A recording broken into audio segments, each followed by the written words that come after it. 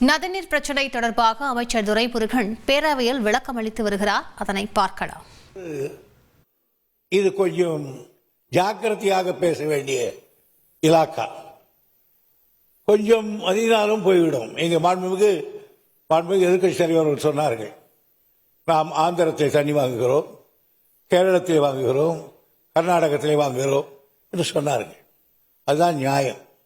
அப்படித்தான் நம்முடைய நிலைமை இருக்கிறது. நம்முடைய நாட்டிலே பிறந்து ஓடுகிற ஒரே நதி நெல்லையில் ஓடுகின்ற அந்த ஒரு நதி தான். மற்றபடி நாம் இந்த நதியை இந்த 3 மாநிலங்களிலே நாம் அந்த தண்ணீரை பெற்றாலும் ஏதோ நமக்கு உரிமை இருக்கிறது. ஆனால் அந்த உரிமை மறுக்கப்படுகிறது. அதற்காக ஒரு போராட்டங்களை நடத்த வேண்டியிருக்கிறது. உச்ச நீதிமன்றத்தில் ஆண்டு கணக்கில் நின்று கொண்டிருக்கிறோம். அதே நேரத்தில்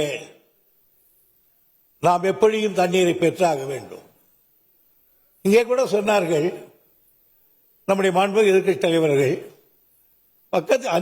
பக்கத்தில் இருக்கிற மாநிலத்தில் இருக்கிற உங்களுக்கு எல்லோரும் முதலமைச்சர்கள், அந்த இலாக்கா அமைச்சர்கள் நல்ல முறை இருக்கிறார்கள், பழகுகிறார்களே, ஏன் அவர்களிடம் இதை பற்றி பேசக்கூடாது? நான் ஒன்றை சொல்லுகிறேன், பேசினால் அத்தனை விவகாரம் கெட்டு போகும். பேசி பேசி பார்த்துதான் இனி பேசுவதாலே பயனில்லை என்ற முடிவெடுத்துதான் உச்ச நீதிமன்றத்துக்கு போயிருக்கிறோம். உச்ச நீதிமன்றம் தான் நம்முடைய உரிமைக்கு பதிலளித்து சலுகை செய்திருக்கிறது. ஆகையினால் தான் இன்றைக்கும் ஒவ்வொரு விஷயத்துக்கும் நாம் நேராக போயிருக்கோம். ஆனால் உச்ச நீதிமன்றம் என்ன செய்து கொண்டால், இவர்கள் பேச ஆரம்பித்தால் நீங்களே பேசி தீர்த்துக் கொள்ளுங்கள் சொல்லிவிடுவார்கள். அவருக்கும் எதிர்கட்சி தலைவருக்கும் தெரியும்.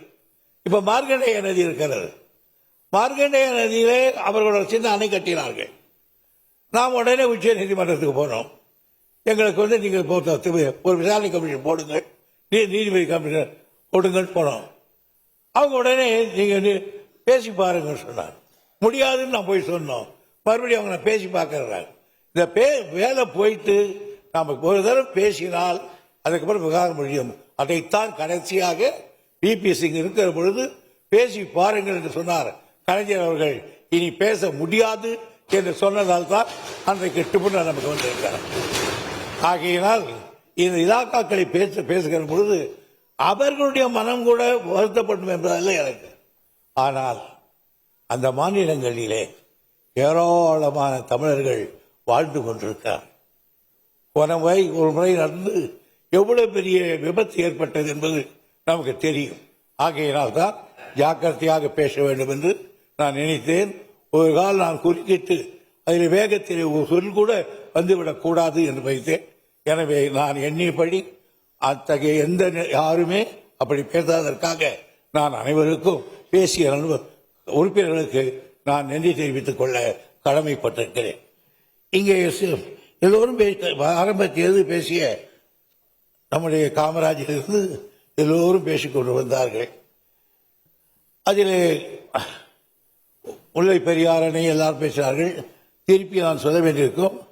அதாவது காமராஜர் அவர்கள் பேசுகிற பொழுது காவேரி மேனேஜ்மெண்ட் போர்டு அடிக்கடி கூடுதல் சொன்னார். நம்ம 30 முறை கூட்டியிருக்கோம்.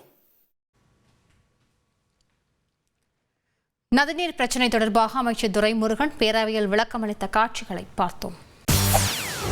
செய்திகளை உடனுக்குடன் தெரிந்து கொள்ள உடனே சப்ஸ்கிரைப் பண்ணுங்க.